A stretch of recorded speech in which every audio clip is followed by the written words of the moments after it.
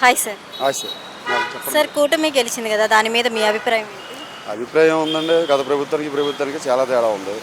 ఆ ప్రభుత్వంలో ఏముందండి, మధ్యపరి నివేశాలు అన్నారు, చేయలేదు. అన్నా క్యాంటీన్ తీసేశారు. ఇలా చాలామంది చూడండి ప్లాట్ఫార్ల మీద లేకపోతే మీ కళ్ళ తిరిగి చూస్తున్నారు కదా. అదే ₹5 భోజనం ఇవాళ ఉంటే ఇక్కడ ఎవరు పడుకోరు కదా, పార్కులో ఉండదు, పనే ఉండదు.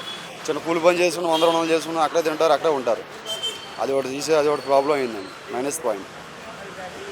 జగన్ గారు వైజాగ్లో ప్యాలెస్ కట్టారు కదా, దాని మీద మీ అభిప్రాయం ఏంటి సార్? వైరల్ అవుతుంది.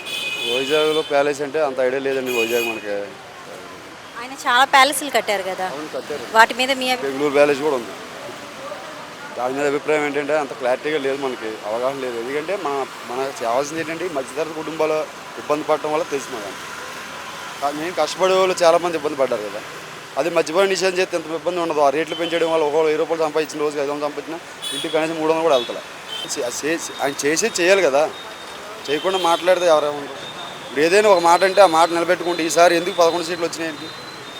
కరెక్ట్గా ఆయన ఒక్కసారి అన్నారు, అందరూ వేసారు కాదంట్లా. 151 సీట్లు వచ్చింది. ఈసారి ఎందుకు తగ్గాని, కూటమి ఎందుకు వచ్చింది? పవన్ కళ్యాణ్ ఉన్నాడు, 21 సీట్స్ ఛాన్స్ కొట్టేయాడు, 100కి 100. దేనికి కొట్టాడు ఆయన కూడా ఒకసారి చూడాలి కదా, అందుకే ఆయనకి వేసాడు. Thank you sir.